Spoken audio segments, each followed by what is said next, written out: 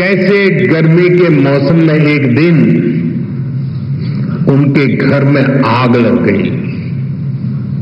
उनकी मां अपनी चिंता छोड़कर घर की चीजों को बचा रही थी।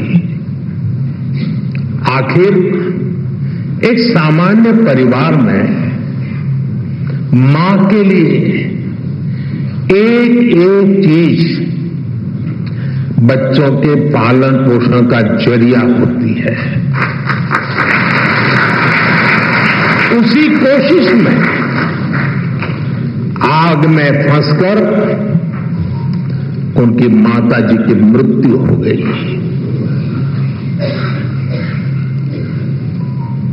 आप कल्पना कर सकते हैं, छोटी सी उम्र में मैं इस तरह की घटना, मां को इस तरह खो देना, ये कितना दर्दनाक रहा होगा।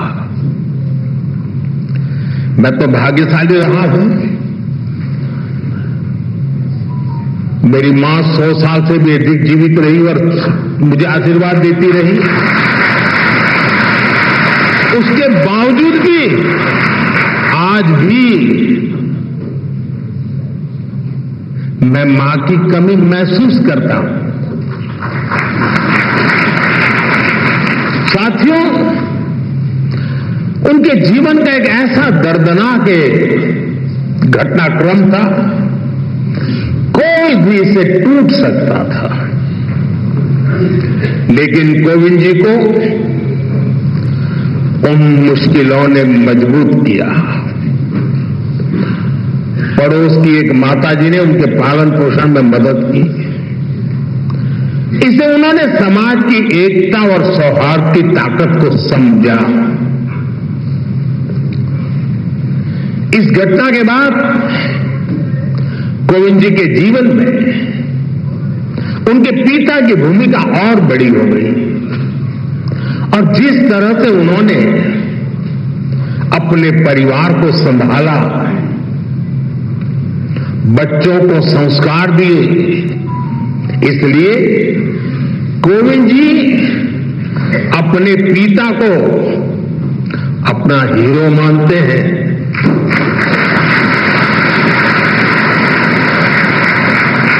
साथियों, बचपन के इन संघर्षों के बीच कोविंद जी ने शिक्षा को अपने सामर्थ्य को बढ़ाने का मार्ग बनाया।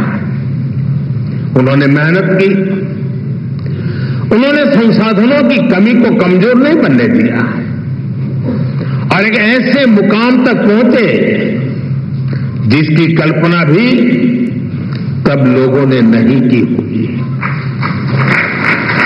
वो भारत जैसे विशाल देश के राष्ट्रपति बने। साथियों, इतने बड़े पद पर पहुंचने के बाद भी कोविंद जी का विनम्र व्यक्तित्व, उनकी सादगी ऐसे ही कायम रही। मुझे याद है, प्रधानमंत्री के तौर पर मैं राष्ट्रपति भवन में उनसे मिलने जाता था। प्रोटोकॉल के हिसाब से जो बातें नहीं हो सकती हैं, वो बातें वो करते थे। वो प्रधानमंत्री को छोड़ने के लिए गाड़ी के दरवाजे तक आते थे।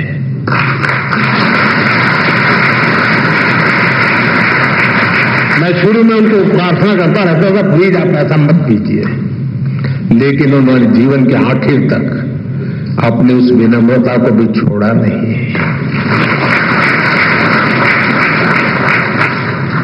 राष्ट्रपति बनने के बाद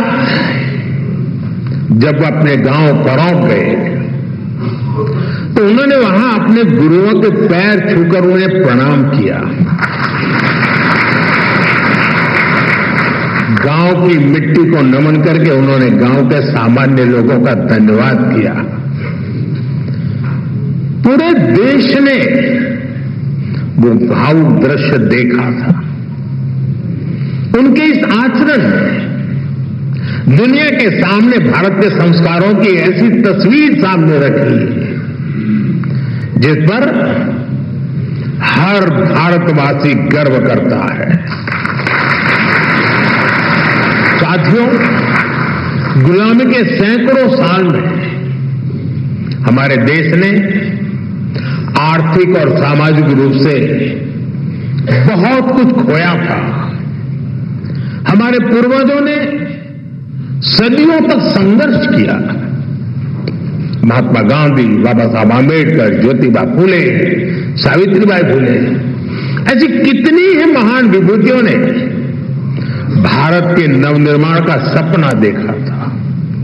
एक ऐसा भारत जहां गरीब से गरीब, वंचित से वंचित को शिखर तक पहुंचने का अवसर मिल सके।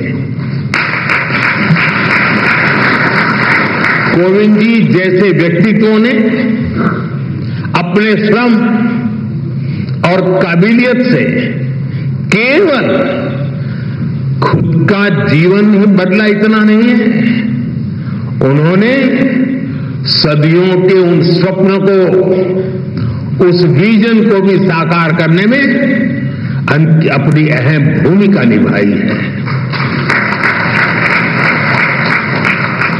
और इस दिशा में हम सबके प्रयास अभी भी जारी है। हमें भविष्य में कोविंद जी जैसे अनेकों युवा चाहिए जो परेशानियों से परास्त न हो, जो मुश्किलों से मायूस न हो, बल्कि अपनी मेहनत से हर मंजिल को आसान बनाने का हौसला रखे। इसी बदलाव से सशक्त भारत के निर्माण का संकल्प पूरा होगा। यहीं से आत्मनिर्भर और विकसित भारत का रास्ता बनेगा। साथियों, ऐसे युवा शक्ति के निर्माण के लिए जो प्रेरणा चाहिए, कोविंद जी की ऑटोबायोग्राफी उसका अहम स्रोत बन सकती है।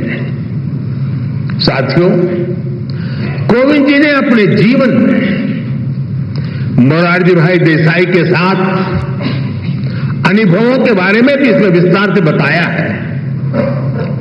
कोविंद जी के भीतर देश सेवा की जो भावना थी, मोरारजी भाई के साथ काम करके उन्होंने जो सीखने को मिला, जो रास्ता मिला, कोविंद जी ने राजनीति और समाज सेवा को अपना मार्ग बनाया। वो अपने कर्तव्यों के लिए समर्पित रहे। सेवा को उन्होंने अपना लक्ष्य बनाकर काम किया। संसद में उनका कार्यकाल गवाह है। राज्यपाल के रूप में भी उन्होंने एक उदाहरण प्रस्तुत किया। राष्ट्रपति के रूप में भी हमें उनकी यही कर्तव्य निष्ठा दिखाई देती रही।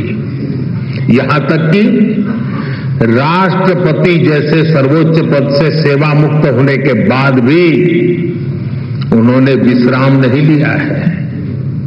वो अभी भी एक देश एक चुनाव, वन नेशन वन इलेक्शन जैसे महत्वपूर्ण विषय पर काम कर रहे हैं, देश को जगा रहे हैं।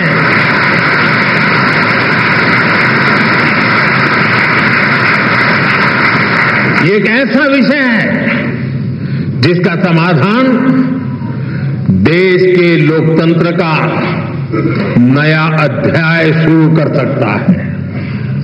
मैं मानता हूं कोविंद जी की इस कर्तव्य निष्ठा और सेवा भाव से देश के लोग बहुत कुछ सीख सकते हैं।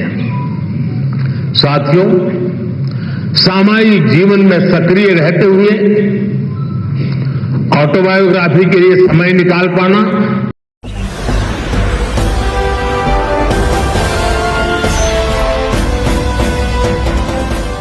देख रहे हैं लाइव न्यूज 19 99 राष्ट्र सबसे